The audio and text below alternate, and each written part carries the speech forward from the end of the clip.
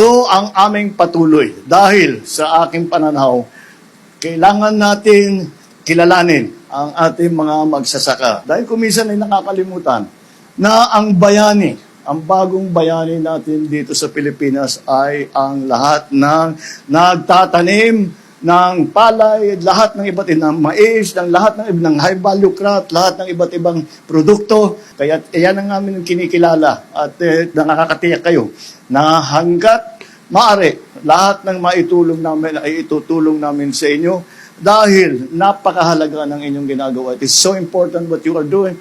We cannot say it enough that the heroes of the day, lalo-lalo ngayon, the heroes of the day are our farmers and our fishermen.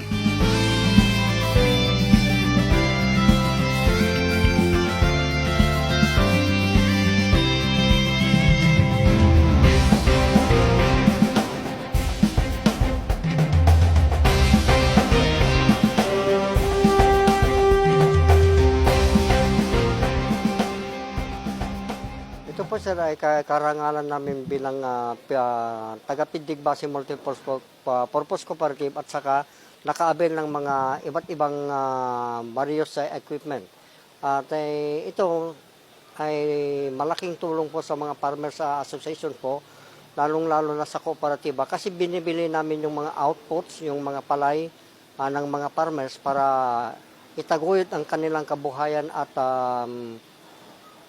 kunin mo yun, imimil namin. Hindi lang pagmimil ang inaabel ang mga farmers dito, kundi yung circulating dryer para matuyo ang kanyang fresh na palay. At salamat po kay Pangulong Ferdinand R. Marcos Jr. na binigyan po kami, lalong-lalo sa Pindig Base, na binigyan po kami ng maraming kagamitan sa pagsasaka, lalong-lalo na itong rice mill namin na multipurpose stage rice mill. Sana po lahat po yung mga farmers beneficiaries o sa mga sangheras dapat po mabigyan attention para maging masagana ang kanyang kinabukasan. Malaking tulong po sa amin ito, na events na ito. Dahil natanggap na namin itong multipurpose rice mill at makagaan po sa amin dito.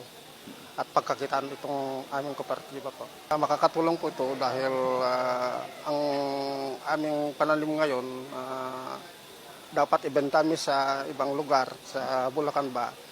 Dito na lang namin ipoprocess. Kaya mas mababa ang gastusin namin, mas malaking pagbentahan namin po.